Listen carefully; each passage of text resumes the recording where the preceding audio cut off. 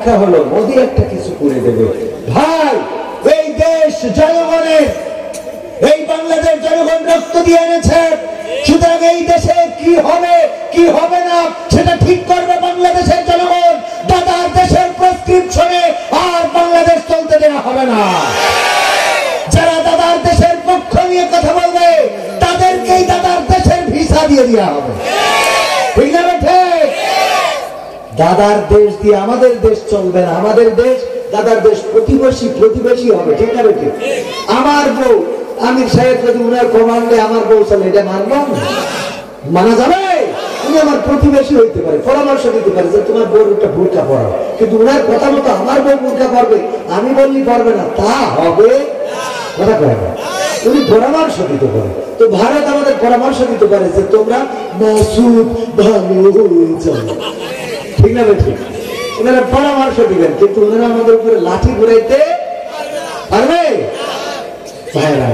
তো আলোচনায় আসি, কারণ সময় চলে। বানিয়েছিল জনগণের রোশানালে, দাদার দেশে পালিয়ে গেল বিবি হারুনের পাশে আর, বিবি হারুনের পাশে আর পরিমণিদের দেখা যায় না।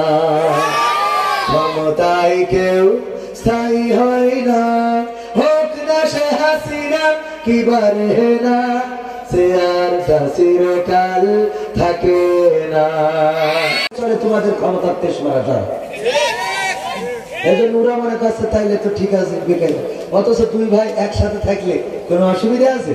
আমাদের অবস্থা এখন এমন যে ওই দুই ভাই যাচ্ছে রাস্তায়, যাইতে যে এক জায়গায় মরুভূমি, ওই জায়গায় পানির পিপাসা লেগেছে, তো বললো ভাই পানি গায়ে একটু আমি খাই।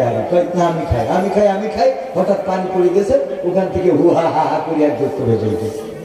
এতদিন তো আটকে ছিলাম, তোরা আমারে বাঁচাইছিস পানি দিয়ে, তো তোদের আমি 3টে স্বপ্ন পূরণ করবো। বল কি স্বপ্ন, কে আগে চাবে? তো বলছে যে আমি বড়, আমি আগে চাই। ছোট ভাই বলছে না আমি আগে চাই। আমি বড়, আমি আগে চাই। না আমি আগে চাই। দুই ভাই তর্ক বিতর্ক। দৈত্য বলতেছে যে এই তোরা তর্ক করতেছিস কেন?